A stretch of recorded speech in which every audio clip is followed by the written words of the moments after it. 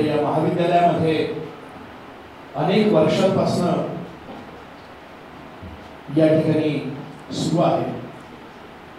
अनेक पुष्प या स्पर्धेची रोपले गेलेत।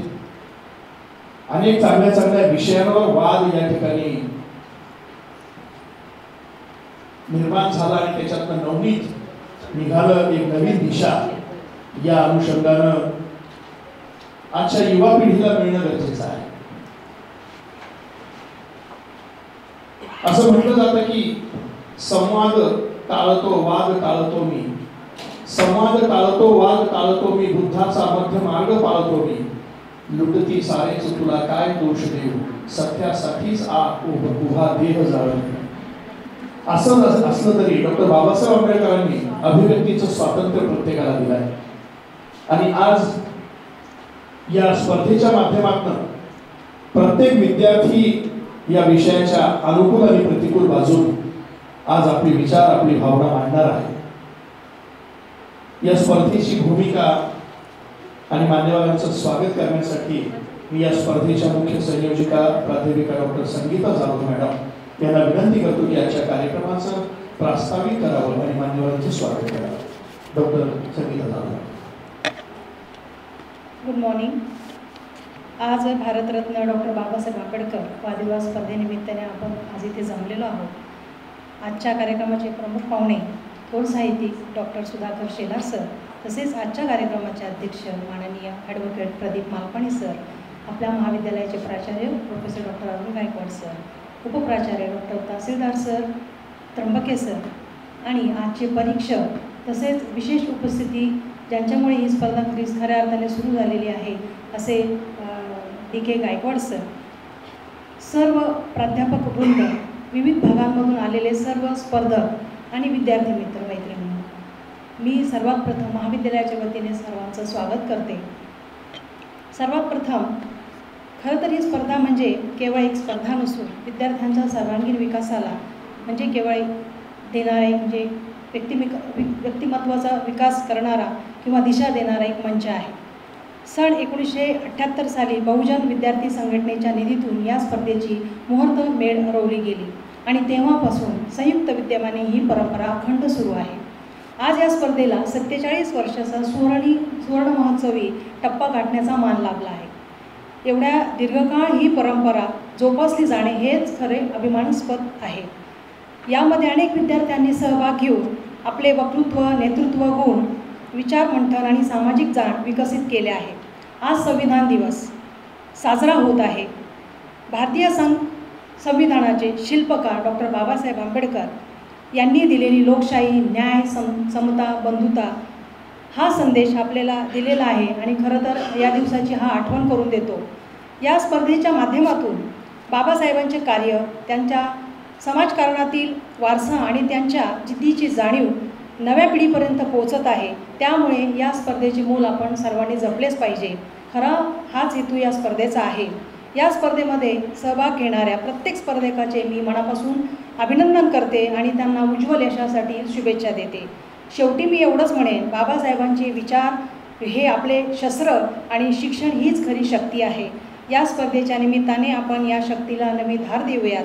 पुन्हा एकदा मी सर्वांचे मनापासून स्वागत करते आणि आलेल्या सर्व स्पर्धकांना शुभेच्छा देते आणि थांबते। धन्यवाद।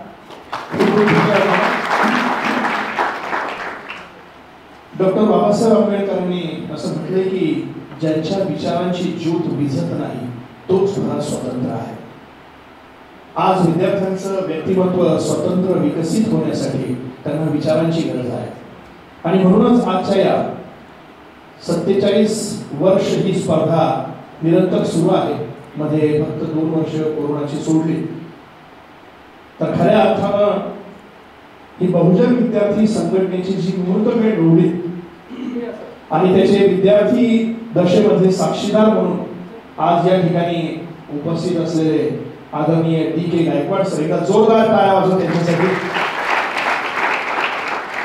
की विद्यार्थी हा निरंतर क्रियाशील असला पाहिजे, याच अनुषंगात DK गायकवाड सर आणि त्यांच्या संपूर्ण टीमनं, मित्र परिवारानं बहुजन विद्यार्थी संघटनेची स्थापना केली आणि म्हणून विचारांची ज्योत ही तेवढ ठेवली पाहिजे, प्रत्येक व्यक्ती स्वतंत्र झाला पाहिजे. आज महाविद्यालयाचे प्राचार्य एक उमदा नेतृत्व, डायनामिक पर्सन आहेत. प्रत्येक विद्यार्थ्यामध्ये हा विचार त्याच्या अंगी भिनावा, प्रत्येक विद्यार्थी विकसित व्हावा आणि प्रत्येक विद्यार्थ्यानं महाविद्यालयासोबतच स्वतःचं नावलौकिक वाढवावा, याच्यासाठी अनेक अभिनव उपक्रम घेत असतात. हरवले आभाळ जयांचे तयांचा हो सोबती, हरवले आभाळ जयांचे तयांचा हो सोबती, सापडेल वाट ज्यांना हो तयांचा सारथी, असं आमच्या सर्वांचं सारथ्य करणारे महाविद्यालयाचे प्राचार्य प्रोफेसर डॉक्टर अरुण गायकवाड साहेबांना विनंती करतो की आपण आपलं मनोगत व्यक्त करावं, या ठिकाणी उद्बोधन करावं.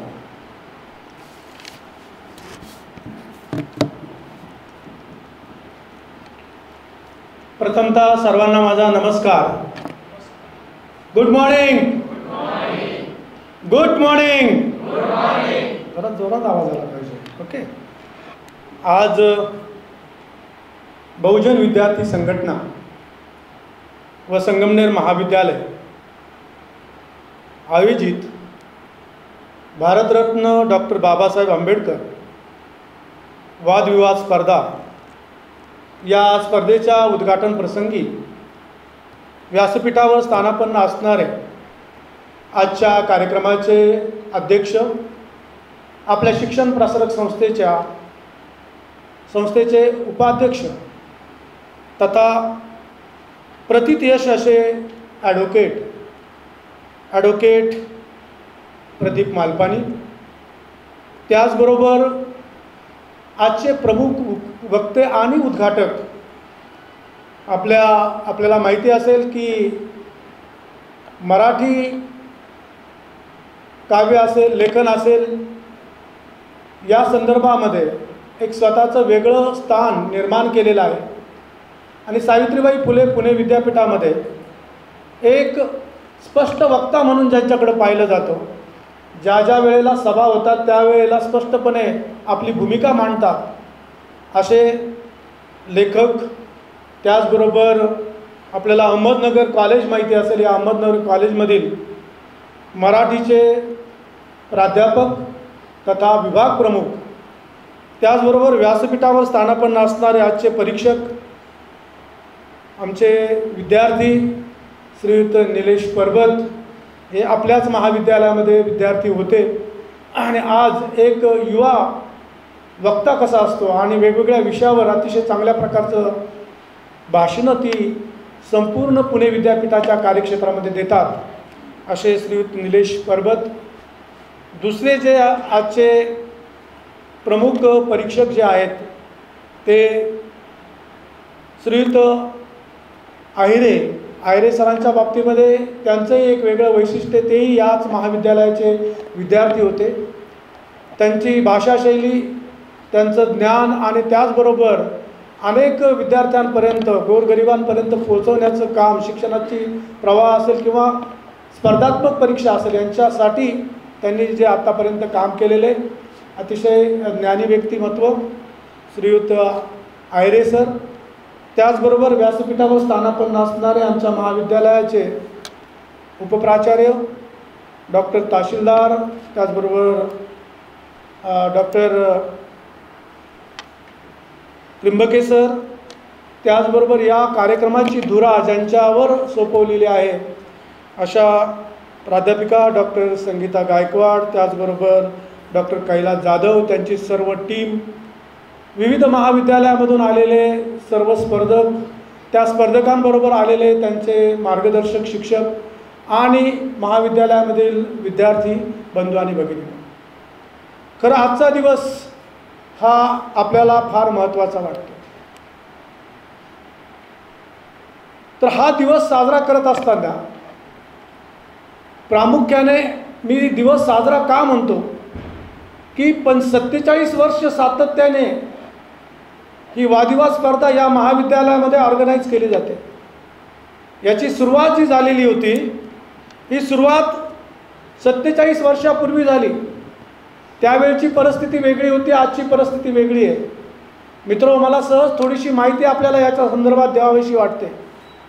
बहुजन विद्यार्थी संघटना हॉस्टेलमध्ये राहणारी जी मुलं होती, 45 वर्षापूर्वीची मुलं, त्या हॉस्टेलमध्ये राहणाऱ्या मुलांनी एकत्र येऊन कुठेतरी एक वेगळ्या प्रकारचं व्यासपीठ असावं की ज्या ठिकाणी वादविवाद स्पर्धा आयोजित केल्या जाव्या, महाराष्ट्रामधील वेगवेगळे महाविद्यालय या ठिकाणी यावे आणि त्यासाठी त्या विद्यार्थी संघटनेने एकत्र येऊन थोडे पैसे जमा केले त्या काळी 45 वर्षापूर्वी. ते पैसे जमा केल्यानंतर ही जर प्रक्रिया करायची असेल तर प्राचार्यांची परवानगी लागते आणि त्यावेळचे प्राचार्य आदरणीय मवी कौंडिन्य सर सामाजिक बांधिलकी असणारे प्राचार्य होते आणि त्यांनी या बहुजन विद्यार्थी संघटनेची स्थापना करण्याच्या संदर्भात त्यांनी एवढं सांगितलं की यासाठी जो खर्च येणार आहे, या खर्चामध्ये जिथे तुम्ही कमी पडणार आहात त्या ठिकाणी मी तुमच्याबरोबर असणार आहे. आणि त्यावेळेला कौंडिन्य सरांनी या हॉस्टेलमध्ये राहणारे जे काही SC ST NT विद्यार्थी होते, या विद्यार्थ्यांनी एकत्र येऊन ही संघटना त्यावेळेला स्थापन केली आणि त्याद्वारे आपण गेली 46 वर्ष झाली, आता हे 47वं वर्ष आहे, आपण भारतरत्न डॉक्टर बाबासाहेब आंबेडकर वादविवाद स्पर्धा आयोजित केली. या प्रत्येक स्पर्धेमध्ये विषय वेगवेगळे असतात. हे विषय पाहत असताना प्रामुख्याने जी आत्ताची जी परिस्थिती आहे या परिस्थितीचा विचार करून आपण विषय दिलेले आहे आणि ही परंपरा चालू ठेवत असताना सगळ्यात महत्त्वाचं जे सहकार्य लाभलेलं आहे ते म्हणजे शिक्षण प्रसारक संस्था. शिक्षण प्रसारक संस्थेने यासाठी लागणारा जो काही निधी असेल या ऑर्गनाईज करण्यासाठी हा निधी उपलब्ध करून देण्याचं काम प्रामुख्याने केलेलं आहे. शिक्षण प्रसारक संस्थेचे कार्याध्यक्ष डॉक्टर संजयजी मालपाणी यांचा नेहमीच हा सकारात्मक दृष्टिकोन असतो की विद्यार्थ्यांचा सर्वांगीण विकास झाला पाहिजे आणि म्हणून हा सर्वांगीण विकास जर करायचा असेल तर 4 भिंतीच्या पलीकडे जाऊन शिक्षण हे दिलं पाहिजे. 4 भिंतीच्या पलीकडे याचा अर्थ असा आहे की साहजिक फक्त वर्गामध्ये पुस्तकी ज्ञान घेण्यापेक्षा 4 भिंतीच्या पलीकडे जाऊन आपण जर शिकलो, समाजापर्यंत जाऊन पोहोचलो तर खऱ्या अर्थाने आपली सामाजिक जबाबदारी ही सामाजिक जबाबदारी आपल्याला व्यवस्थित पेलता येऊ शकेल. आज या ठिकाणी उपस्थित असणारे आमचे मित्र डॉक्टर सुधाकर शेलार यांचं मी शिक्षण प्रसारक संस्था संगमनेर महाविद्यालय यांच्यातर्फे मी मनपूर्वक स्वागत करतो. आपल्या सर्वांना विनंती करतो की टाळ्या वाजवून त्यांचं स्वागत करा. आम्हाला मार्गदर्शन करणारे आमच्या शिक्षण प्रसारक संस्थेचे उपाध्यक्ष आदरणीय ॲडव्होकेट प्रदीपजी मालपाणी यांचंही मी मनपूर्वक आभार मानतो. आणि खरं जर पाहिलं तर ही स्पर्धा आता इथे उद्घाटन होणार आहे. उद्घाटन झाल्यानंतर सेमिनार हॉलमध्ये सर्व स्पर्धा ती आयोजित तिथे केली जाऊ शकेल, तर ती आपण काळजी घ्यावी. या ठिकाणी DK गायकवाड सर आलेले आहेत की याचे पायोनियर जे ते आम्ही 2 व्यक्तींना बोलवलं होतं त्यावेळेला जे शिक्षण घेत असणारे DK गायकवाड हे शिक्षक म्हणून काम केलं, त्यांनी मुख्याध्यापक म्हणून काम केलं आणि ते नंतर रिटायर्ड झाले. रिटायर्ड झाल्यानंतर सुद्धा समाजासाठी ते खूप काम करतात. त्याचबरोबर दुसरी जी व्यक्ती होती ती म्हणजे दिनकर वैराट जे आहेत, तर दिनकर वैराट हे सुद्धा त्यावेळेचे चळवळीतले ही बहुजन विद्यार्थी संघटना स्थापन करण्यामध्ये त्यांचं योगदान होतं आणि म्हणून ते आज थोड्या वेळाने का येतील. त्यांचंही मी मनपूर्वक आभार मानतो, कारण ती चळवळ त्यांनी सुरू केली आणि ती चळवळ आम्ही पुढे नेण्याचं काम हे शिक्षण प्रसारक संस्था संगमनेर महाविद्यालय करत आहे. उपस्थित सर्वांचं मी मनपूर्वक स्वागत करतो आणि माझ्या वाणीला मी विराम देतो. जय हिंद, जय महाराष्ट्र. आज हा तसा विचारांचा कार्यक्रम आहे. यामध्ये वाद होणार. या कृत्रिम बुद्धिमत्तेमुळे अर्थात AI ज्ञानाचा प्रसार वाढत आहे. या विषयाला अनुकूल आणि प्रतिकूल दोन्ही बाजूने विचार या ठिकाणी मांडले जातील आणि यातनं जे नवनीत निघेल ते इथून तुम्ही घेऊन जाणार आहात. खऱ्या अर्थानं ते विचारांची जी प्रेरणा या मंचाकडून तुम्हाला मिळणार आहे. मंचावर बसलेले सर्वच मान्यवर तेवढेच तोलामोलाचे आहे. प्रज्ञेच्या या सूर्याकडून बाबा तुझा अंश झालो, प्रज्ञेच्या या सूर्याकडून बाबा तुझा अंश झालो, ज्योतिबांनी ज्योत लावली आता मी मोठी मशाल झालो. असे हे सर्व मंचावर बसलेले हे विचारांचे प्रणेते यांचा स्वागत सत्कार करणं आमचे कर्तव्य आहे. मी या स्पर्धेचे समन्वयक प्राध्यापक डॉक्टर कैलास जाधव यांना विनंती करतो की आपण मान्यवरांचा परिचय आणि सत्काराचा निर्धार करा. डॉक्टर कैलास जाधव. बहुजन विद्यार्थी संघटना आणि संगमनेर महाविद्यालय यांनी 1978 पासून ही वादविवाद स्पर्धा संयुक्त विद्यमाने सुरू केलेली आहे आणि आज 47 वर्ष झालेले आहे.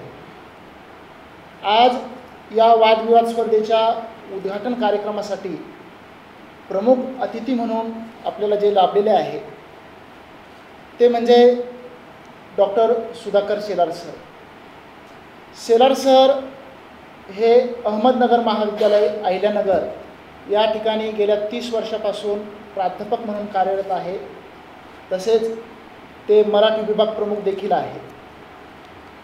सरांचा भरपूर मोठा असा परिचय आहे, परंतु काही मोजक्या गोष्टी मी त्यांच्या बाबतीत सांगणार आहे. सरांनी विविध नियतकालिकामधून आणि दैनिकांमधून सातत्याने लिखाण केलेलं आहे. त्यांचे अनेक लेख प्रसिद्ध आहेत.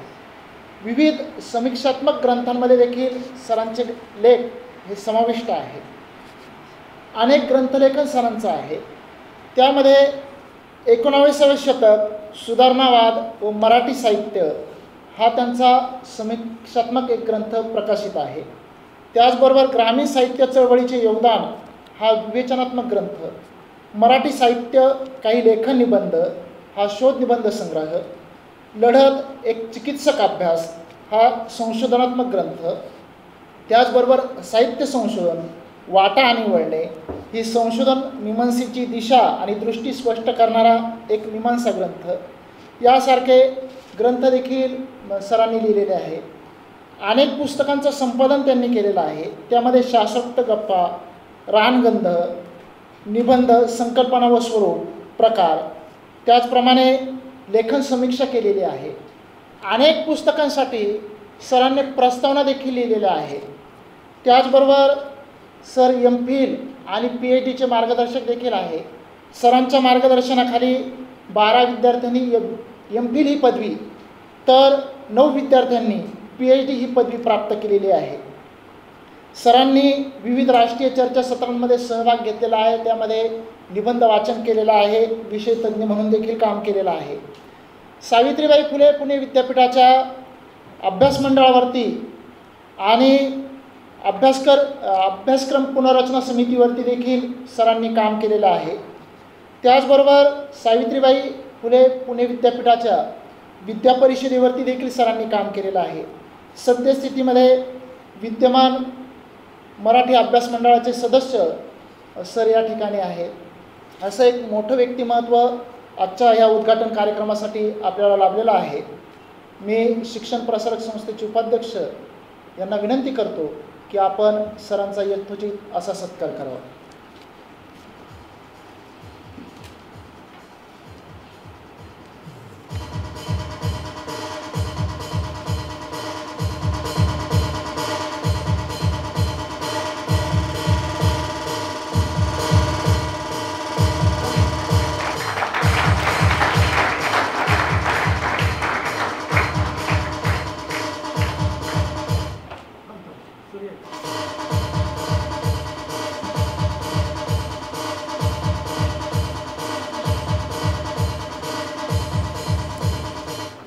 धन्यवाद सर.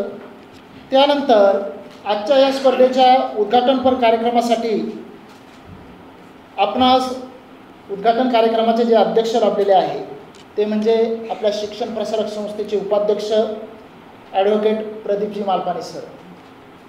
सरांच्या बाबतीत जर सांगायचं झालं तर मालपाणी सर हे संगमनेरमधील प्रसिद्ध आणि नामवंत असे विधितज्ञ आहेत.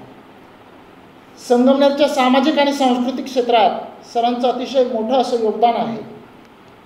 शिक्षण प्रसारक संस्थेच्या अभिनव उपक्रमांमध्ये सर नेहमी उत्कृष्ट मार्गदर्शन करतात. सर शिक्षण प्रसारक संस्थेचे विद्यमान उपाध्यक्ष आहे. गांधी विचारांनी प्रभावित असलेले एक उत्तुंग व्यक्तिमत्व म्हणजे ॲडव्होकेट प्रदीपजी मालपाणी सर यांचं देखील स्वागत आणि मी महाविद्यालयाचे प्राचार्य professor doctor Arun Gaikwad sir यांना विनंती करतो की त्यांनी सरांचा सत्कार करावा.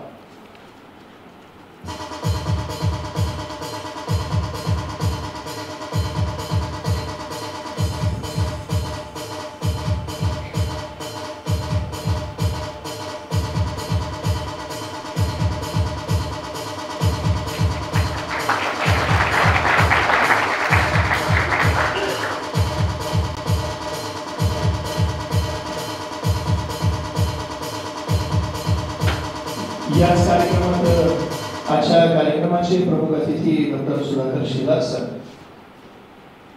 हे JM सर लिखित सत्यशोधक दिनमित्रकार मुकुंदराव पाटील हे हा ग्रंथ आदरणीय ॲडव्होकेट प्रदीपजी मानपानी यांना भेट देऊ इच्छितात.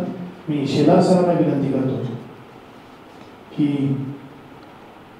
आपण हा ग्रंथ आजचे अध्यक्ष ॲडव्होकेट प्रदीपजी मानपानी यांना भेट द्या. जोरदार पायाचे गजर.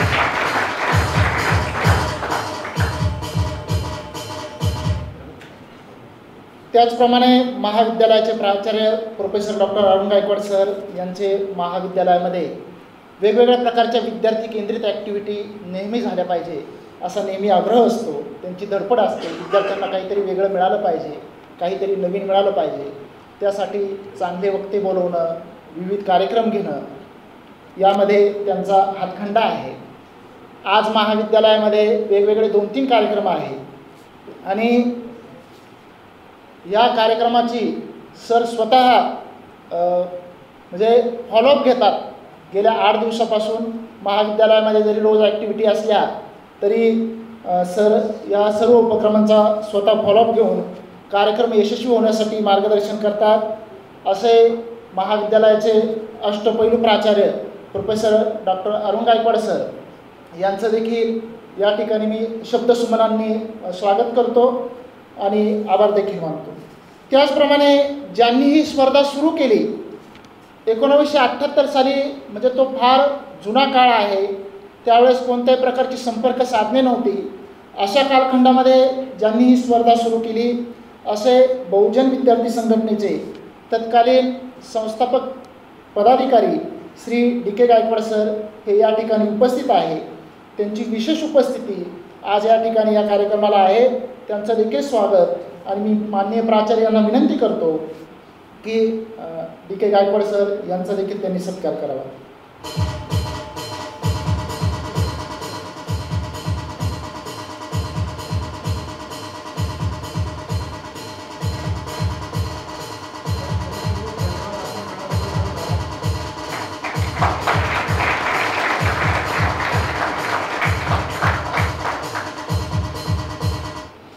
तसेच आज दिवसभर ही स्पर्धा चालणार आहे. वेगवेगळ्या महाविद्यालयातून विविध संघ आलेले आहेत.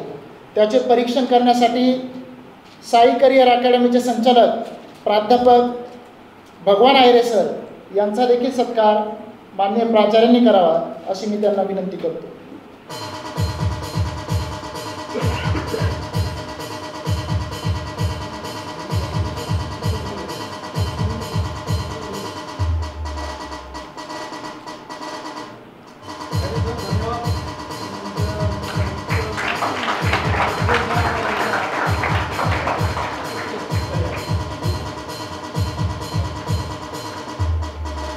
तसेच दुसरे परीक्षक श्री निलेश पर्वत हे देखील या ठिकाणी उपस्थित आहे. पर्वत सर हे सावित्रीबाई फुले पुणे विद्यापीठाच्या बहिष्यात शिक्षण मंडळाचे व्याख्याते आहेत आणि त्यांचे वक्तृत्व आणि वादविवादामध्ये त्यांचा हातखंडा आहे. मी शिक्षण प्रसारक संस्थेचे उपाध्यक्ष मालपाणी सर यांना विनंती करतो की त्यांनी पर्वत सरांचा सत्कार करावा.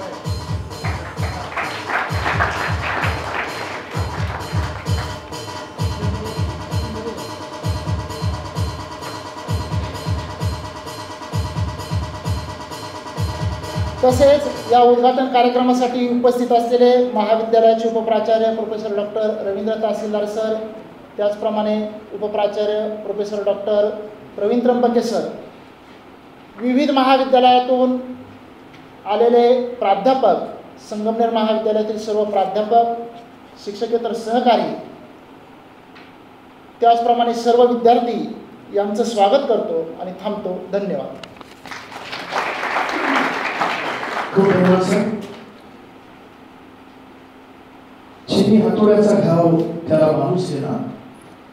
माणसाच्या आयुष्यामध्ये संघर्ष हा असतोच, परंतु त्या संघर्षालाच जर आपण पायवाट बनवलं तर निश्चित यशाला गवसणी घालता येते. जी माणसं स्वतःला ओळखतात, यश त्यांनाच ओळख देते असं व्यक्तिमत्व असलेले फक्त अहमदनगर जिल्ह्यामध्ये नव्हे तर महाराष्ट्रात एक उत्कृष्ट सुप्रसिद्ध साहित्यकार म्हणून मराठी साहित्यामध्ये एक वेगळी ओळख निर्माण करणारे आजच्या कार्यक्रमाचे प्रमुख अतिथी आणि अहमदनगर महाविद्यालय अहिल्यानगर या महाविद्यालयाच्या मराठी विभागाचे विभाग प्रमुख डॉक्टर सुधाकर शेलार सर यांना मी विनंती करतो की आजच्या या सभेला आपण मार्गदर्शन करावं. Doctor Shelar sir.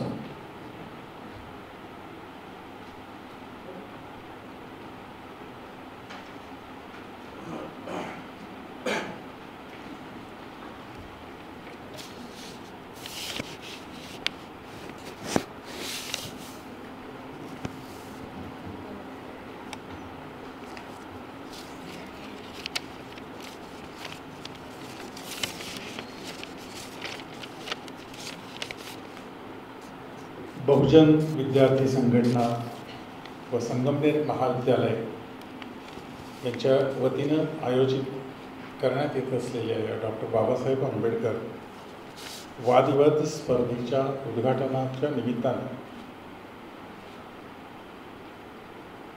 या स्पर्धेचे संयोजक आणि महाविद्यालयाचे प्राचार्य डॉक्टर अरुण गायकवाड यांनी मला तुमच्याशी काही एक संवाद साधण्याची संधी उपलब्ध करून दिली. त्यामुळे मी स्वतःला पहिल्यांदा भाग्यवान समजतो. त्याचं कारण आहे, ज्या महापुरुषाच्या नावानं ही वादविवाद स्पर्धा ओळखली जाते त्या महापुरुषाचे आपल्या सर्वांवरतीच खूप मोठे ऋण आहे. अशा महापुरुषाच्या नावानं ओळखल्या जाणाऱ्या स्पर्धेचं उद्घाटन करायला मिळणं हा खरं तर भाग्याचा भाग आहे. आणि बाबासाहेब आंबेडकरांचा जो संदेश होता की शिका, संघटित व्हा आणि संघर्ष करा, या संदेशाला अनुषंगून बहुजन विद्यार्थी संघटनेनं सुरू केलेली ही वादस्पर्धा आणि मगाशी ज्यांच्या नावाचा उल्लेख झाला त्या प्राचार्य कौंडिन्य यांनी त्यांना या सगळ्या स्पर्धेला आणि त्याच्या संयोजकांना दिलेलं पाठबळ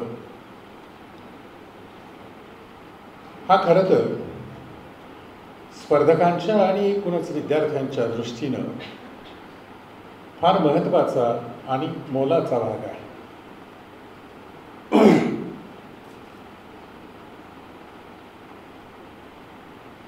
या वादविवाद स्पर्धा आणि वक्तृत्व स्पर्धा याच्या उद्घाटनाच्या निमित्तानं वक्तृत्व आणि वादविवादाच्या संदर्भामध्ये काही एक वक्तव्य करावं असं मी मनाशी ठरवलेलं आहे. पण ते सांगत असताना मला थोडासा आत्मकथन सांगण्याचा मोह होतो आहे. पण तुम्हाला असं वाटू देऊ नका की पाहुणा आला आणि आत्मकथन करून निघून गेला, असं काही होणार नाही. पण या वक्तृत्व स्पर्धा आणि वादविवाद स्पर्धा यांच्याशी माझं एक जैविक नातं आहे.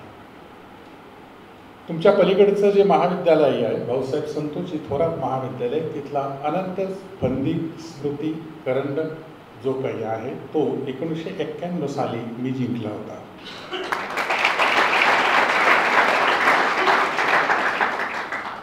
BA असताना FI आणि TY BA असताना मी अनेक आंतर महाविद्यालयीन स्पर्धा तुम्ही जसे आता इथे येऊन बसलेले आहात अशाच पद्धतीनं केलेल्या आहेत. अनेक बक्षिसं मी जिंकलेली आहे आणि मला अभिमान वाटतो की माझं BAचं सगळं शिक्षण, त्या शिक्षणाचा सगळा खर्च या वक्तृत्व स्पर्धांच्या मिळालेल्या बक्षिसांमधून झालेला आहे. म्हणजे एखादी कला आपल्याला अवगत झाल्यानंतर ती कला आपलं आयुष्य उभं करायला सुद्धा हातभार लावत असते. या वक्तृत्वाकडे मी कसा वळालो? हायस्कूलमध्ये असताना मी एकदाही कधी भाषण केलं नव्हतं. निबंध स्पर्धेमध्ये मी भाग घ्यायचो, पण समोर आल्यानंतर असे सगळे तुम्ही बसलेले बघितलं की हे सगळं माईक असं, आमच्या वेळेस वेगळे माईक होते, असं गोल गोल फिरायला लागायचं, बोलताच यायचं नाही, आठवायचं नाही, अंगावर घाम फुटायचा, हातपाय थरथर करायला लागायचे. त्यामुळं मी बोलण्याच्या भानगडीत पडलो नाही. पण आमच्या गावामध्ये एकदा मी FYBA ला असताना प्राचार्य शिवाजीराव भोसलेंचं एक व्याख्यान झालं. अखंड हरिनाम सप्ताहाच्या निमित्तानं त्यांचं एक प्रवचन आमच्या गावामध्ये आयोजित केलेलं होतं. आणि ते प्रवचन मी ऐकल्यानंतर, त्यांचं ते व्याख्यान ऐकल्यानंतर, माणूस अभ्यासाच्या जोरावरती काय बोलू शकतो, काय शब्दप्रभुत्व कमवू शकतो, आणि जो आशय संतांनी सगळं सांगितलेला आहे तो समोर बसलेल्या निरक्षर माणसांना सुद्धा किती प्रभावीपणानं सांगू शकतो, याचं मी अवलोकन केल्यानंतर मी ठरवलं की मला अशाच पद्धतीचा प्राध्यापक व्हायचा. मी प्राध्यापक जाणीवपूर्वक झालेलो आहे, अपघाताने नव्हे. मी 10वी 12वीला हुशार होतो. मला अनेक लोक स्पर्धा परीक्षा द्या म्हणत होते. म्हटलं मला तहसीलदार कलेक्टर व्हायचं नाही, मला प्राध्यापक व्हायचं आहे.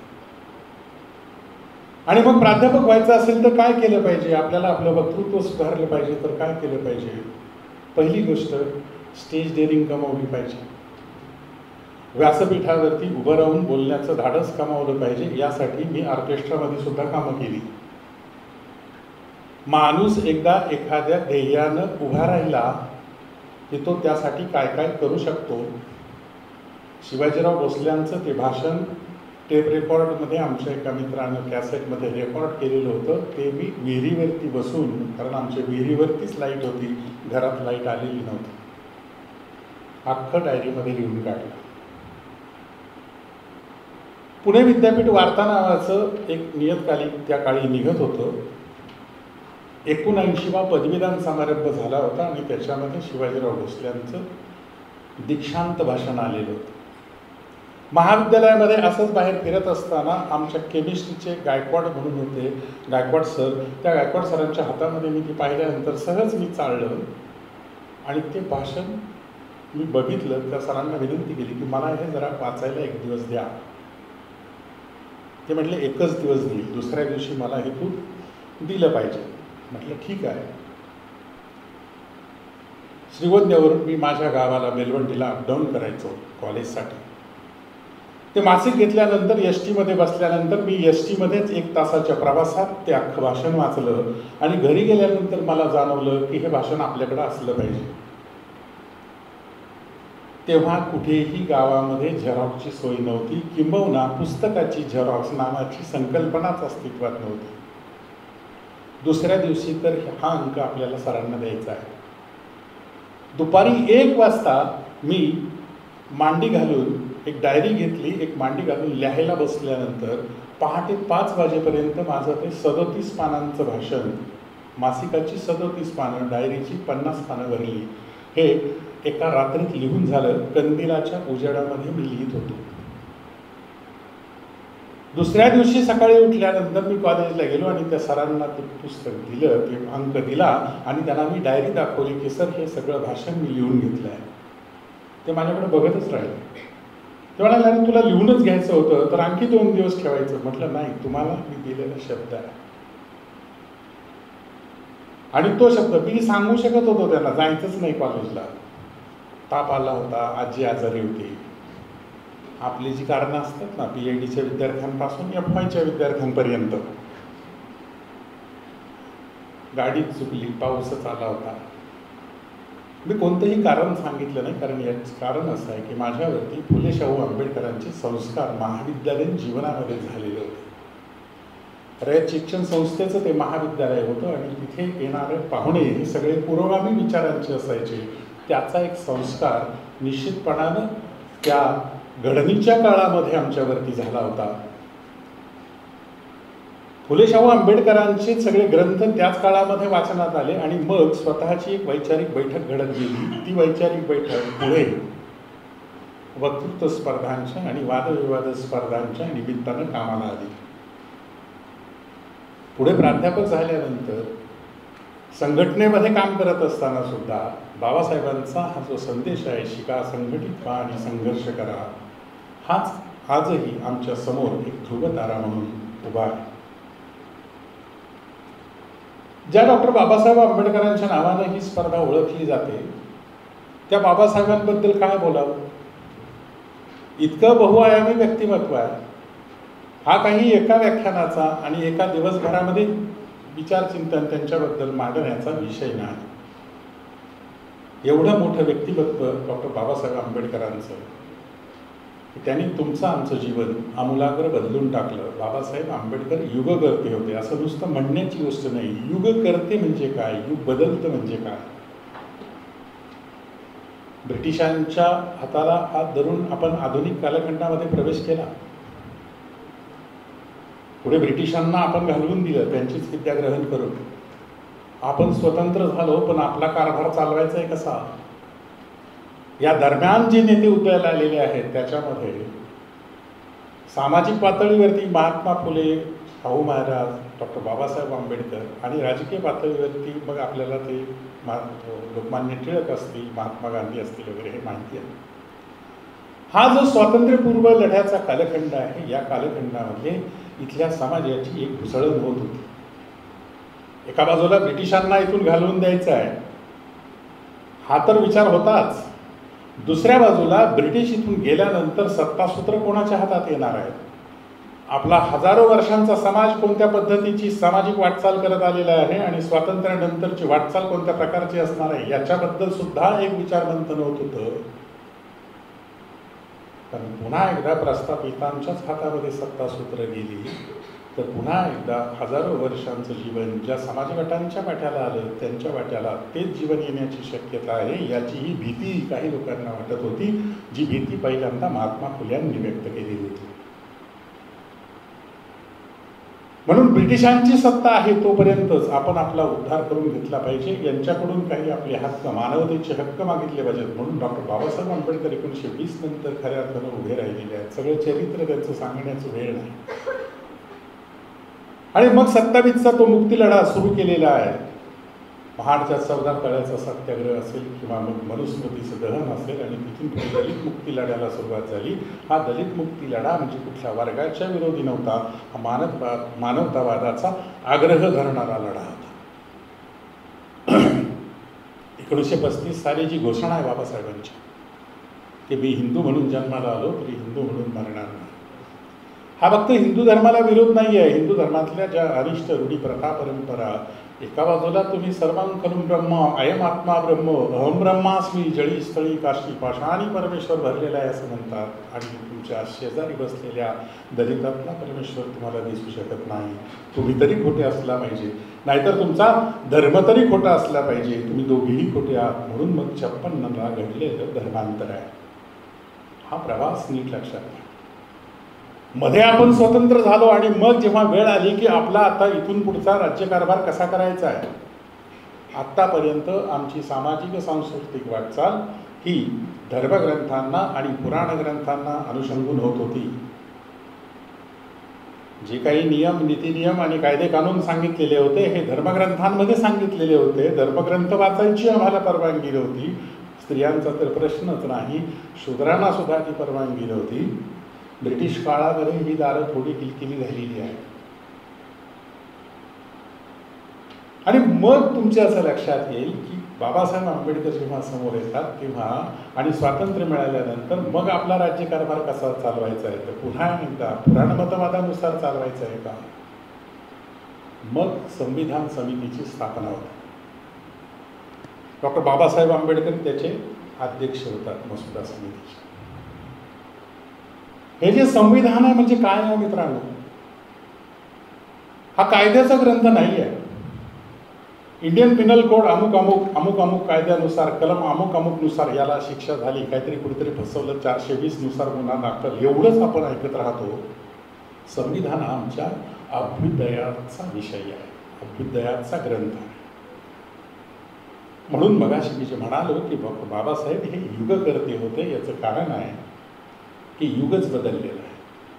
संविधानानं आमचं युग बदललं आहे. आम्हाला भाषणाचा अधिकार दिला, आम्हाला बोलण्याचा अधिकार दिला, आम्हाला वाचनाचा अधिकार दिला, आम्हाला शिक्षणाचा अधिकार दिला, आम्हाला व्यक्त होण्याचा अधिकार दिला, आम्हाला धार्मिक स्वातंत्र्य दिलेलं आहे. कितीतरी प्रकारचं स्वातंत्र्य, कितीतरी प्रकारचे मूलभूत हक्क आम्हाला या संविधानानं दिलेले आहेत, जे या संविधानाच्या पूर्वी नव्हते.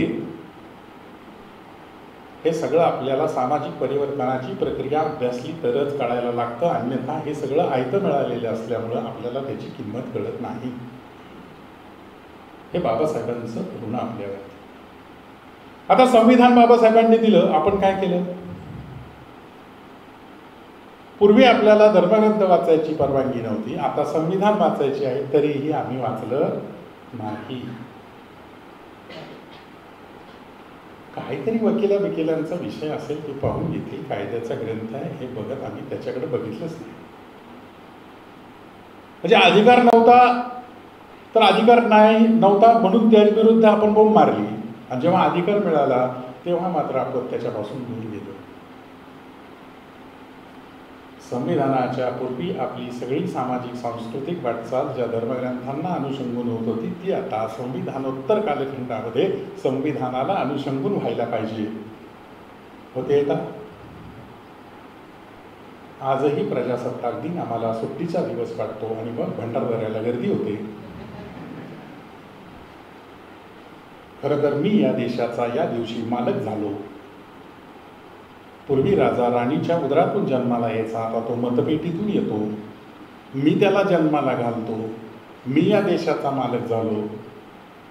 ही भावनाच आमच्या डोक्यात नाही. काहींना तर स्वातंत्र्य दिनही सारखा आणि प्रजासत्ताक दिनही सारखा, काहीतरी झेंडा फडकवतात. ध्वजारोहण कधी करायचं सर? आणि काय आणखीन आपले काय काय लोकांचं आता जाऊ दे, आपलंच आपल्याबद्दल बोलू नये. याच्या सुद्धा संकल्पना आमच्या नीट नाही. काहीतरी झेंडा फडकवतात, काहीतरी भाषणं होतात, गोळ्या बिस्किटं वाटली जातात आणि आपण घरी घेतो. प्रजासत्ताक दिन हा आपला इतका जिव्हाळ्याचा सण आहे की तो सगळ्यात मोठा सण, आनंदाचा क्षण म्हणजे सण असतो तो आपला प्रजासत्ताक दिन व्हायला हवा. आम्हाला अजूनही आर्य आणि अनार्यांच्या ज्या कथा आणि जे विजयोत्सव झालेले आहेत त्यातून जे सण साजरे होतात ते सण आम्हाला प्रिय वाटतात. आम्ही संविधानाशी प्रतारणा करत आहोत. म्हणून बाबासाहेबांचं नाव घेताना आपल्याला हे बदल आपल्यामध्ये करणं अपेक्षित आहे. तर बाबासाहेब युगकर्ते होते आणि बाबासाहेबांची जयंती आणि बाबासाहेबांचे विचार आत्मसात करणं, ते विचार मांडणं.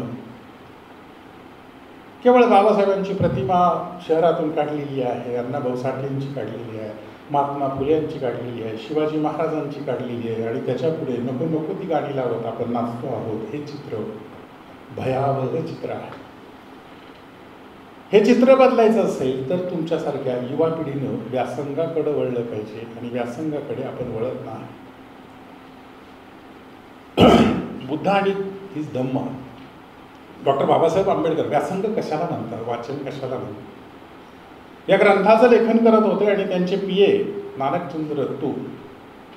संध्याकाळची वेळ झाल्यानंतर बाबासाहेब त्यांना म्हणाले की तुम्ही आता जा, ग्रंथालयाची जी दारं आहेत, माझं थोडंसं काम राहिलेलं आहे ते मी पूर्ण करतो, ग्रंथालयाची दारं मी लावून जाईल आणि सकाळी मग तुम्ही तुमच्या वेळेला पुन्हा इथे हजर व्हा. नानकचंद्र तू निघून गेले. दुसऱ्या दिवशी जेव्हा ते पुन्हा ग्रंथालयामध्ये आले तेव्हा त्यांनी पाहिलं की बाबासाहेब त्याच खुर्चीमध्ये लिहित आहेत. आणि मग आपण आलोय याची जाणीव त्यांनी त्या बाबासाहेबांना करून दिल्यानंतर बाबासाहेबांनी वळून पाहिलं आणि त्यांना एवढंच म्हणाले की मी तुम्हाला जा म्हणून सांगितलं, तुम्ही अजून घरी गेला नाही. ही एकाग्रता. आपण रात्रभर इथेच होतो आणि इथेच चिंतन करत लिहित बसलो होतो, याचं सुद्धा भान बाबासाहेबांना राहिलं नाही. उगीच बाबासाहेब 18 तास अभ्यास करत होते असं म्हटलं जात नाही. कधीतरी 18 तास अभ्यास करायचा प्रयोग आपणही करतो बाबासाहेबांच्या जयंतीला एक दिवस, आणि पुढचे 18 तास अभ्यास केल्यावर पुढचे 18 तास काय करतो, याचा हा एक संशोधनाचाच विषय असो. नंतर आपण झोपून राहतो. मुद्दा असा आहे की हा व्यासंग केला पाहिजे, तर तुम्हाला वादविवादामध्ये यश मिळणार आहे, तर तुम्हाला वक्तृत्वामध्ये यश मिळणार आहे. वादे जायते तत्वबोधा. की आपल्याकडे खूप मोठी वादपरंपरा आहे. आपल्या प्राचीन वाङ्मयामध्ये या वादपरंपरेला अनन्यसाधारण महत्त्व आहे. खंडन मंडनाच्या अनेक परंपरा आपल्याकडे होत्या. म्हणजे पंडितांचे दोन गट एकमेकांच्या समोर बसायचे.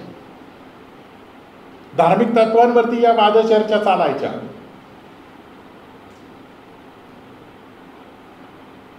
प्रतिपक्षाचं म्हणणं वेगळं असेल, आपलं म्हणणं वेगळं असेल, तर अगोदर प्रतिपक्षाचं म्हणणं काय आहे ते मांडून घ्यायचं. तुम्हाला असंच म्हणायचं आहे का, अशी त्याची परवानगी घ्यायची. तो हो म्हटल्यानंतर मग त्याच्या मताच्या खंडनाला सुरुवात करायची आणि त्याच्या मताचं खंडन करत करत आपल्या मताचं प्रस्थापन करायचं. ही खंडन मंडनाची पद्धती आपल्याकडे धर्मतत्वांबद्दल आणि अध्यात्माच्या तत्वांबद्दल प्रदीर्घ काळ राबवली गेलेली आहे. तर्काला आम्ही खूप प्राधान्य दिलं. फक्त आमची चूक एकच झाली की तर्काला आम्ही प्रयोगाची जोड दिली नाही. म्हणून आम्ही स्थितीवादी राहिलो आणि युरोपमध्ये 15व्या-16व्या शतकात रेनेसॉन्स झाले. म्हणून ते लोक आपल्या पुढे गेले. त्यांनी प्रायोगिक सत्याला महत्त्व दिलं. आपण फक्त धर्मग्रंथ प्रमाण मानले आणि शब्द प्रामाण्याला महत्त्व दिलं. बाबासाहेब आंबेडकर असतील, महात्मा फुले असतील, हे म्हटले धर्मचिकित्सेपासून प्रारंभ करा. शब्द प्रामाण्य मानू नका. तुम्हाला काय वाटतंय, तुमच्या बुद्धीला काय वाटतंय आणि तुम्ही प्रयोग करून जे ज्ञान आत्मसात कराल ते आत्मसात कराल. म्हणून संविधानामध्ये एक कलम टाकलेलं आहे की माझी इथून पुढची वाटचाल विज्ञानवादाला अनुषंगून असणार आहे. कोणत्याही प्रकारचं वैज्ञानिक कार्यकारण भाव ज्या गोष्टीच्या पाठीमागे नाही ती मी स्वीकारणार नाही, अशी ती विज्ञाननिष्ठेची प्रतिज्ञा आहे. आता पुढे आपल्या जीवनात काय काय घडत आहे ते मी सांगत नाही, कारण हा आपला काही विज्ञानवादाचा विषय नाही. या वादामधून आणि या चर्चेमधून, या वक्तृत्वामधून आपल्याला पुढे जायचं. बहिणाबाई चौधरी एका ठिकाणी म्हणालेले आहेत की जेव्हा माणसं एकमेकांशी बोलतात तेव्हा शब्द वापरतात. शब्द संपले की शिव्या सुरू होतात आणि शिव्या संपल्या की मग पुढे काय होतं हे आपण संसदेपासून अनुभवलेलं आहे. रस्ती गल्लोगल्ली तर अनुभवलेलंच आहे. संसदेपर्यंत ते लोन गेलेलं आहे. तुमच्याकडे मुद्दे नसतील, तुमच्याकडे विचार नसतील, तुमच्याकडे व्यासंग नसेल, तुमच्याकडे अभ्यास नसेल, तर आता अलीकडं अनेक उठवळ नेते तुमच्या आजूबाजूला आहेत. ते एकमेकांना कोणत्या भाषेत बोलतायत, काय बोलतायत, कोण कुणाची माय काढतोय, कोण कोणाची आय काढतोय, कोण कोणाचा बाप काढतोय, कोण कोणाचं काय काढतोय, याच्यात देशाचा विकास कुठे आहे? तुमच्यासारख्या युवा नेतृत्वावरती ही जबाबदारी आहे, युवा पिढीवरती ही जबाबदारी आहे. आम्हाला उलटे संदेश दिले जातात. यांनी त्याला शिव्या दिल्या, त्यांनी याला त्याच्यापेक्षा जास्त दिल्या, तर याला दुधाने अभिषेक करा, याच्या प्रतिमेला दुग्धाभिषेक करा. अरे काय चाललंय काय? तुमचे मतभेद असतील. आपल्या संसदेमध्ये इतके विद्वान लोक होऊन गेलेले आहेत, त्यांची भाषणं जर तुम्ही ऐकली, म्हणजे बाबासाहेब आंबेडकरांपासून सुरू झालेली ही परंपरा अटल बिहारी वाजपेयीपर्यंत येते. काय काय भाषणं या लोकांनी केलेली आहे, काय अभ्यास आहे त्यांचा. आणि आज मात्र हा सगळा अभ्यास म्हणजे काय काळाचं चक्र उलटं फिरत आहे का? क्रांतीनंतर प्रतिक्रांती येते आहे का? अशा प्रकारची भीती वाटावी अशी स्थिती आजूबाजूला. म्हणून तुम्ही बोलणारे जे लोक आहात, विविध महाविद्यालयांमधून आलेले स्पर्धक आहेत, तुमच्यावरती जबाबदारी आहे. नुसतं मला बोलता आलं, मला पारितोषिक मिळालं, मला बक्षीस मिळालं म्हणजे काम संपत नाही. हा विचार तुम्हाला आयुष्यभर पोसायचा आहे, आयुष्यभर जपायचा आहे. आणि हा विचार जपत असताना फक्त माझ्या स्वार्थाचा विचार जपायचा नाही, बाबासाहेब आंबेडकरांसारखं समाजाचा उद्धार मला करायचा आहे. कशासाठी मला बोलायचं आहे, कशासाठी मला लिहायचं आहे? माझी विद्वत्ता दाखवण्यासाठी मला लिहायचं नाही आहे, माझी विद्वत्ता दाखवण्यासाठी मला बोलायचं नाही आहे. तेने कारणे मी बोले न बोली अमृताचे रूप अरूपाचे रूप दाविन अतेंद्रिय परिभोगविन इंद्रियान करवी.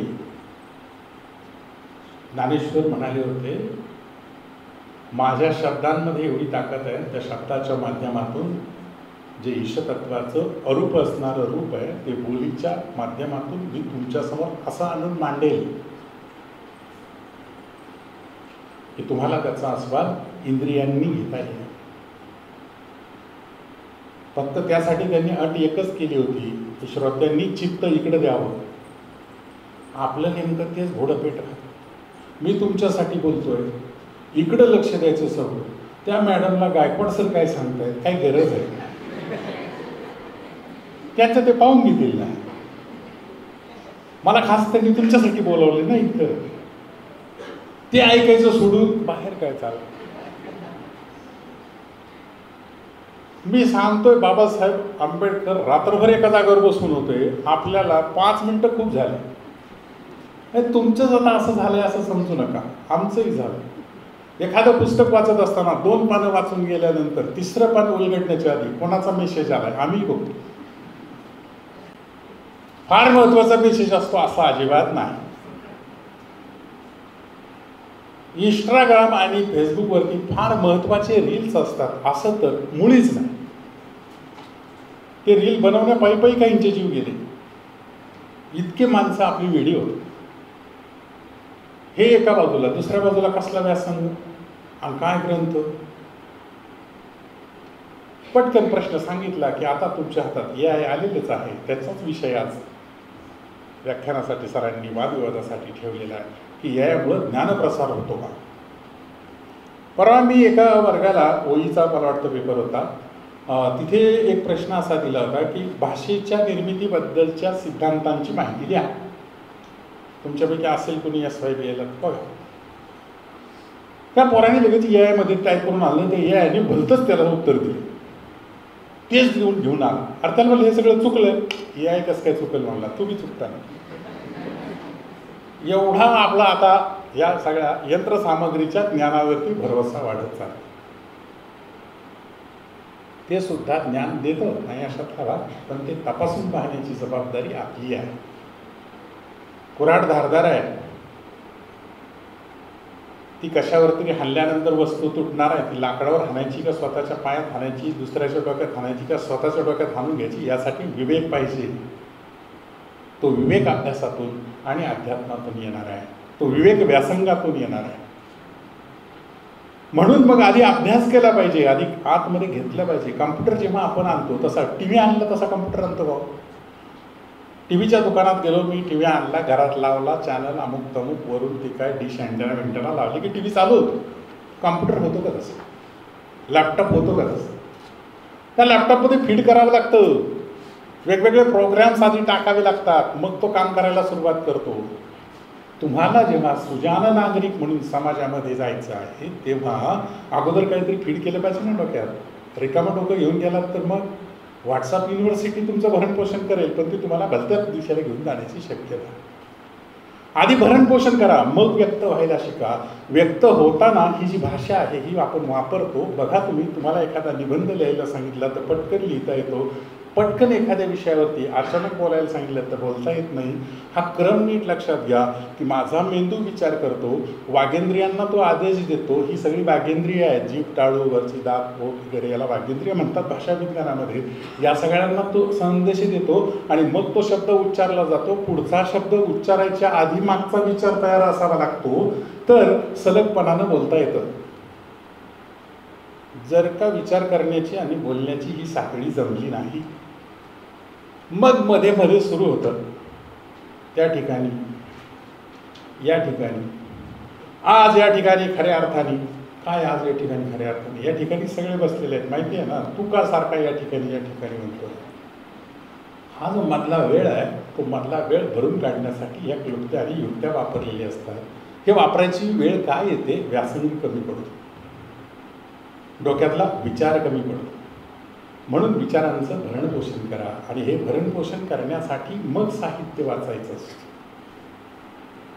साहित्य का वाचायचं असतं? तुमच्या संगमनेरमध्ये होऊन गेलेले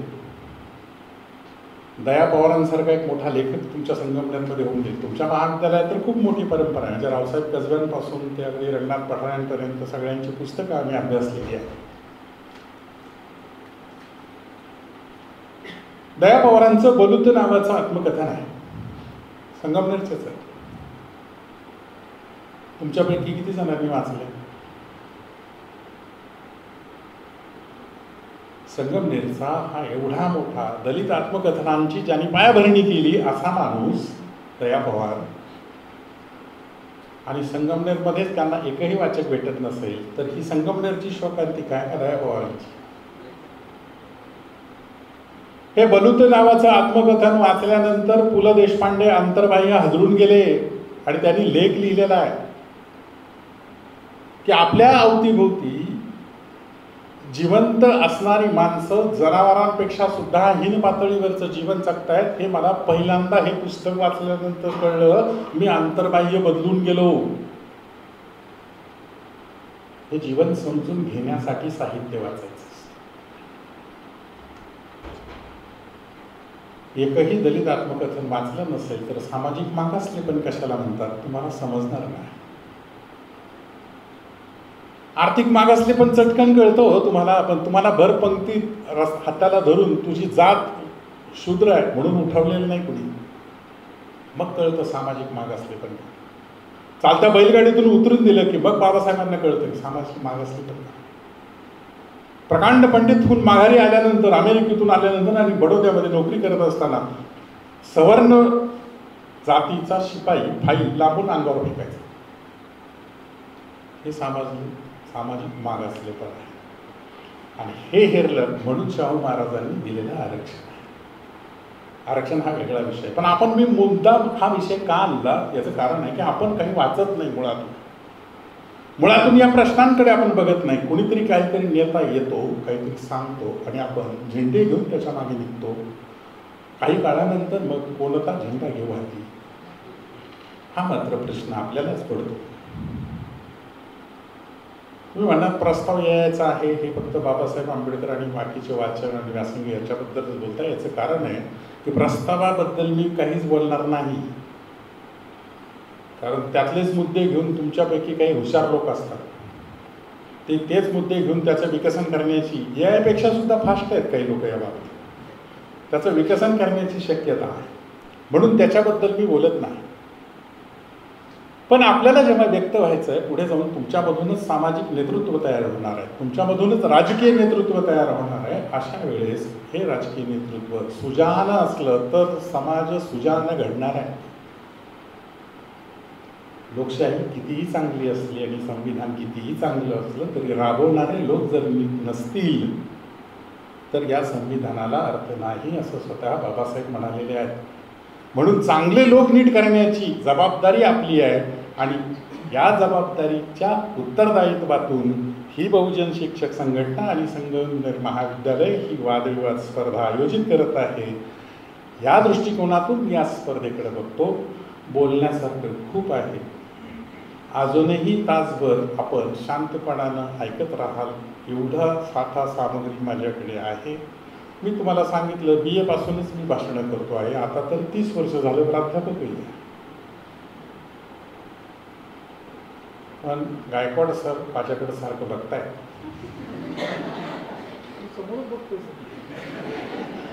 कारण त्यांना दुसरा कार्यक्रम आहे आणि तो याच हॉलमध्ये आहे. त्यामुळं आपल्याला दुसरीकडे शिफ्ट व्हायचं आहे. त्यांनी मला 20च मिनटं दिली होती, 10 मिनटं मी त्यांच्या वेळेवर अतिक्रमण केलेलं आहे याचीही मला कल्पना आहे. पण या स्पर्धेच्या निमित्तानं तुमच्याशी संवाद साधता आला. तुमच्यापैकी अनेक स्पर्धक यातून एक धोका नेहमी जाणवतो, तोही धोका सांगतो. काही लोकांना बोलण्याची शैली प्राप्त होते. काही परिच्छेद, काही काव्यपंक्ती, काही सुविचार हे पाठ करतात. सगळ्यात मोठा धोका आहे. आणि कुठलाही विषय असला तरी त्या विषयाला अनुषंगून त्या फ्रेमवर्कमध्ये ते बसवलं जातं आणि भाषण एक सजवलं जातं, प्रेझेंट केलं जातं. मित्रांनो, असं करू नका. एकाच ठिकाणचा परीक्षक दुसऱ्या ठिकाणी आला. मी अनेक स्पर्धांचं परीक्षण केलेलं आहे अनेक लोक मी ऐकलेले आहेत, अनेक वक्ते माझ्या परिचयाचे झाले होते, विद्यार्थी वक्ते. त्यांना मी अगोदरच हेरून ठेवायचो आणि मग त्यांना मी 3रं 4थं बक्षीस मी बघून देऊन टाकायचो. बोललेलं चांगलं असायचं, पण तेच असायचं त्याचं. असं फॅब्रिकेटेड वक्तृत्व करू नका, त्याला काही अर्थ नाही. तुम्हाला बक्षिसं मिळतील आणि काहींनी तो हा व्यवसायच करून टाकलेला असतो. MA पॉलिटिक्स झालं की MA इकॉनॉमिक्सला ॲडमिशन घे, MA इकॉनॉमिक्स झालं की MA सोशलॉजीला ॲडमिशन घे, काय कर घे आणि हिट वक्तृत्व स्पर्धा कर. अरे तुझं वय काय, तू करतो काय? 30-30 वर्षाचा कुठं वक्तृत्व स्पर्धा असतो का? असे स्पर्धक सुद्धा माझ्या पुढे आलेले, हुसकावून लावलेले आहेत. तू आता प्राध्यापक व्हायच्या लायकीचा आहे, 25 वर्षाच्या पुढे गेलास आणि तो अजूनही लहान पोरांमध्ये येऊन वक्तृत्व स्पर्धा करतो. तुमच्यापैकी असं जर कोण असेल त्याने हा धोका वेळीच ओळखा. हे कौशल्य विकसित करण्यासाठी असतं, तिथेच थांबण्यासाठी नसतं. कोणत्या विद्यार्थ्याचा अभिमान वाटतो इकडे बसलेल्या लोकांना, प्राध्यापकांना आणि प्राचार्यांना, जो महाविद्यालयात शिकून खूप पुढे गेला बाहेरच्या विश्वामध्ये, जो तिकडे न जाता 10 वर्ष महाविद्यालयातच राहिला, त्याचा नाही अभिमान वाटत आम्हाला. कारण तो कुठे गेलाच नाही, इकडंच विद्यार्थी संघटना अमुक तमुक हे ते करत करत इथंच राजकारण सुरू होतं. तुम्हाला बाहेरच्या जगाची दारं खुली आहे. पंखामध्ये बळ यावं म्हणून उपयोग करायचा आहे महाविद्यालयीन जीवनाचा. हे बळ प्राप्त करायचे आणि मग उंच भरारी मारायची आहे. अशी उंच भरारी मारण्यासाठी तुम्हाला शुभेच्छा देतो आणि थांबतो. धन्यवाद.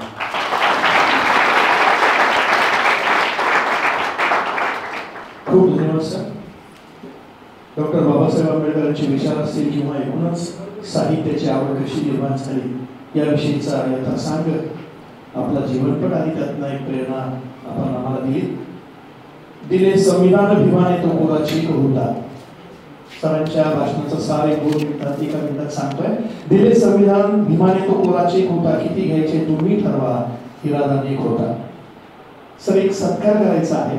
आदरणीय मालपाणी सरांना विनंती करतो. या ठिकाणी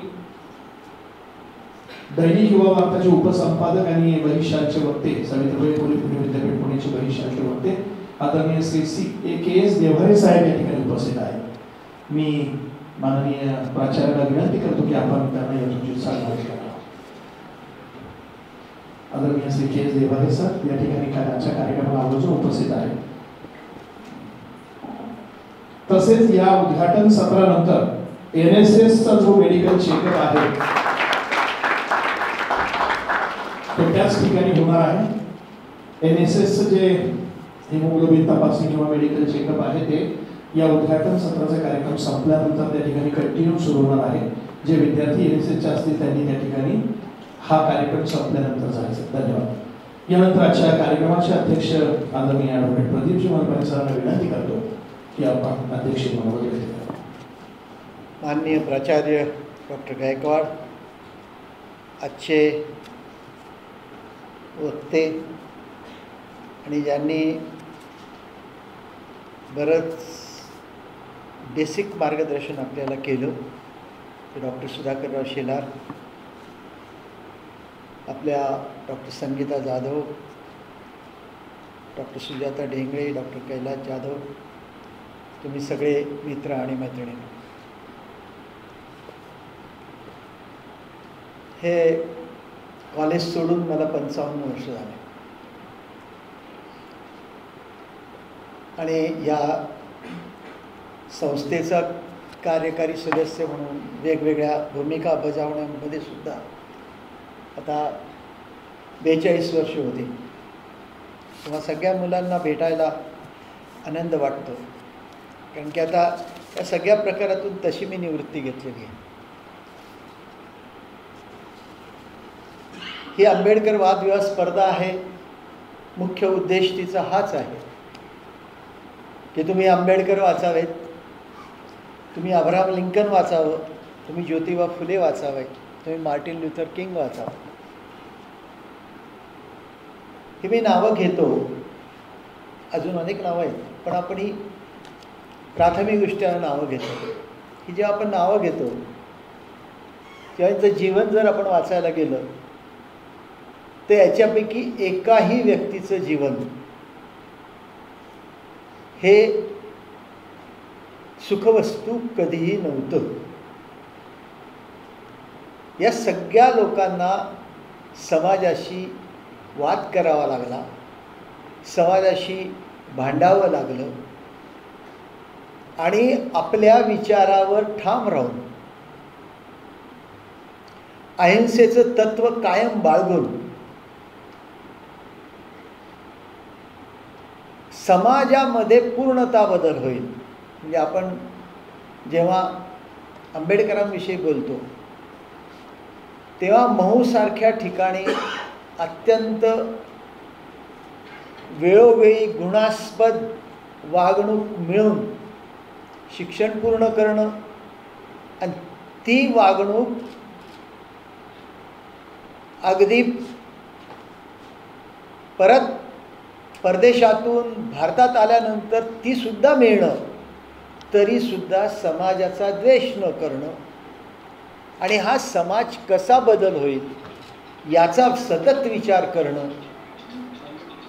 याच्यासाठी आपण सगळ्यांनी भाग घेणाऱ्यांनी आणि भाग न घेणाऱ्यांनी आंबेडकरांविषयी वाचलं पाहिजे. मित्रो, आपण किती जण संगमनेर कॉलेजच्या लायब्ररीत जातात मला माहीत नाही. आपल्याला हे पण सांगतो की ह्या लायब्ररीचं सगळ्यात पहिलं जे देणगीदार आहेत ते माझं कुटुंब आहे. सगळ्यात प्रथम 1969 साली 10,000 रुपये माझ्या कुटुंबाने ह्या लायब्ररीसाठी दिले होते. आज त्या लायब्ररीमध्ये हजारो पुस्तकं आहेत. त्या हजारो पुस्तकांमध्ये कमीत कमी काही शेकडो 100पेक्षा जास्त पुस्तकं ही आंबेडकरांवर आहेत, ज्योतिबा फुलेंवर आहेत, मार्टिन ल्यूथर किंगवर आहेत, अब्राहम लिंकनवर आहेत. हे वाचलं पाहिजे. हे वाचल्याशिवाय आपल्यामध्येही बदल होणार नाही. हे वाचल्याशिवाय आपण कुठे होतो, काय आहोत आणि काय घडतंय आणि काय घडवायचं आहे हे सुद्धा कळणार नाही. आणि त्यामुळे जसं शेलार सर म्हणाले ते खरं आहे. मी आता 77 वर्षाचा आहे. त्या अर्थानं कुणी आमचं ऐकणार पण नाही किंवा आम्ही मानसिकदृष्ट्या सुद्धा थकलेलो असू. कारण की अनेक फ्रस्ट्रेशन्स आहेत, अनेक निराशाच्या गोष्टी आहेत. लक्षात येत नाही की आपण कुठून कुठं चाललेलो आहोत. ही वस्तुस्थिती आहे. त्यांनी बोलता बोलता राजकारणी लोकांच्या वागण्यावर टीका केली. पण काय ते टीका करून फायदा काय? त्यांना आपणच निवडून दिलं आहे, आपणच त्यांना त्या ठिकाणी बसवलं त्या ठिकाणी. त्यामुळे ते असं का होतं आहे याचा आपल्याला कधीतरी विचार करावा लागेल. आणि तो विचार करण्याची जी परिस्थिती आहे ती आपण समजायला पाहिजे. आंबेडकर कोलंबिया विद्यापीठात शिकत होते. तिथून त्यांनी पदवी घेतली. त्यानंतर सिडनेहॅम कॉलेजला ते होते त्या ठिकाणी. आणि तुम्हाला माहिती असेल तर लंडन स्कूल ऑफ इकॉनॉमिक्समध्ये ते होते. तुम्हाला माहिती आहे किती मोठा माणूस असेल. आपल्याला ते सोप्या अर्थानं समजतो म्हणून सांगतो. कोलंबिया विद्यापीठामध्ये आणि सिडनेहॅम कॉलेजमध्ये कोलंबिया विद्यापीठामध्ये एक स्वतंत्र लायब्ररीमध्ये दालन आहे. त्या ठिकाणी आंबेडकरांचा फोटो आहे आणि आंबेडकरांचं सगळं साहित्य आणि आंबेडकर ज्या संदर्भानं ज्या साहित्याचा अभ्यास करत होते त्या साहित्याचं इंडिपेंडंट दालन आहे. सिडनेहॅम कॉलेजमध्ये एकही पुतळा नाही, फक्त आंबेडकरांचा पुतळा आहे. आपण फक्त जे काही सर पण म्हणाले आणि ते खरं आहे, अत्यंत चुकीची भावना आहे की आंबेडकर हे कुठल्या तरी दलित लोकांचे नेते होते आणि दलित लोक म्हणत असतील का ते फक्त आमचे नेते होते, तर कुठेतरी आपण पूर्णतः चुकतो आहोत. आंबेडकर हे फक्त मानवतावादी होते आणि मानवामध्ये असलेला जो भेदाभेद आहे तो कशा पद्धतीनं नष्ट होईल हा ते विचार करत होते. आणि हा विचार करत असताना मी आता कायद्याचा अभ्यासक आहे, घटना मला वाचावी लागलेली आहे कायद्यासाठी का होईना म्हणून. आणि जेव्हा वाचतो त्याच्यामध्ये त्या ठिकाणी तेव्हा आश्चर्य वाटतं. इंग्रजीमधली आहे ओरिजिनल घटना.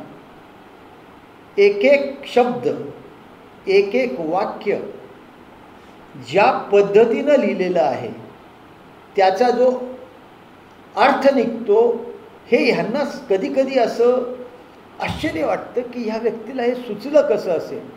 कारण की तुम्हाला माहिती आहे की 7 लोक घटना समितीमध्ये होते. 7 जणांमध्ये सगळ्यात उच्च शिक्षित, वेल रेड म्हणजे अत्यंत वाचलेले एकच व्यक्ती होती, ती म्हणजे आंबेडकर. आणि त्याच्यापैकी 2 जण परदेशी निघून गेलेले होते, 2 जण मिटिंगांना येत नव्हते आणि 2 जणांना काही कळत नव्हतं. मग अशी घटना बनवणारा, असं पद्धतीचं आपल्याला देणारा, मानव धर्माचा ग्रंथ देणारी अशी जी व्यक्ती होती त्याचा तुम्ही अभ्यास करावा. हा एकमेव उद्देश 47 वर्षापूर्वी तुमच्यासारख्या त्यावेळेसच्या तरुणांनी तो उद्देश ठेवून ही वादविवाद स्पर्धा चालू ठेवली. ही पुढेही चालू राहील. तुम्हा सगळ्यांना शुभेच्छा. धन्यवाद. शालेय साहित्याच्या अन्नात जर फुलायचं असेल तर वाचन हे आवश्यक आहे आणि वाचाल तर वाचाल असं म्हटलं गेलं. म्हणून हा खूप महत्त्वाचा संदेश आदरणीय सरांनी दिला, त्याबद्दल धन्यवाद व्यक्त करतो. NSSच्या विद्यार्थ्यांसाठी महत्त्वाची सूचना आहे की या 2 मिनिटांनंतर हा उद्घाटनाचा कार्यक्रम संपल्यानंतर या पुढील मेडिकल चेकअप आणि हिमोग्लोबिन तपासणी तुमची ज्या ठिकाणी होत होती त्याच ठिकाणी होईल. अशा कार्यक्रमाचा आभार प्रकट करण्यासाठी मी या ठिकाणी आमंत्रित करतो प्राध्यापिका डॉक्टर सुजाता डेगळे यांना की आपण आभार व्यक्त करावे. यानंतर न्यू सेमिनार हॉल या ठिकाणी ही स्पर्धा संपन्न होणार आहे. सर्व स्पर्धकांनी न्यू सेमिनार हॉल या ठिकाणी यायचं आहे. आदरणीय व्यासपीठ, बहुजन विद्यार्थी संघटना व संगमनेर महाविद्यालय आयोजित भारतरत्न डॉक्टर बाबासाहेब आंबेडकर राज्यस्तरीय वादविवाद स्पर्धा या स्पर्धेचे आज या ठिकाणी उद्घाटन संपन्न झाले आहे. यासाठी आपल्याला प्रमुख पाहुणे म्हणून डॉक्टर शेलार सर यांनी अगदी मोलाचे मार्गदर्शन केले. त्याबद्दल मी सरांचे संगमनेर महाविद्यालयातर्फे विशेष आभार मानते. तसेच या कार्यक्रमाचे अध्यक्ष व शिक्षण प्रसारक संस्थेचे उपाध्यक्ष ॲडव्होकेट प्रदीप मालपानी हेही या ठिकाणी उपस्थित राहिले व त्यांनी आपल्याला मार्गदर्शन केले. त्याबद्दल सरांचे मी खूप खूप आभार मानते. कुठलाही कार्यक्रम असला तरी आम्हाला मार्गदर्शन करणारे महाविद्यालयाचे प्राचार्य professor doctor Arun Gaikwad sir यांचे मी आभार मानते.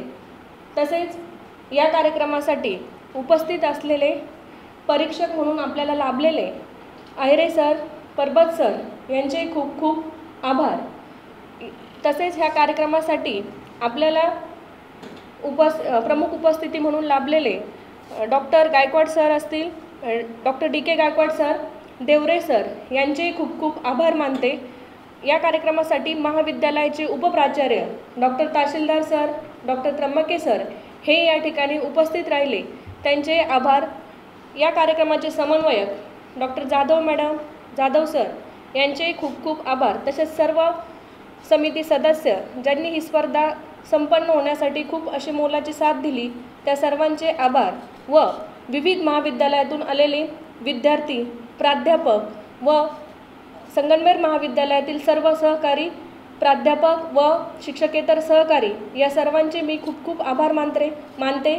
तसेच या कार्यक्रमाचे सूत्रसंचालन डॉक्टर पाटील सर, आमचे फोटोग्राफर सचिन चौधरी सर या सर्वांचे मी खूप खूप आभार मानते. तसेच कुणी प्रत्यक्ष अप्रत्यक्षरित्या राहिले असेल सर्वांचे मी खूप आभार मानते व अध्यक्षांच्या वतीने हे उद्घाटन इथे संपन्न झाले असे जाहीर करते. धन्यवाद.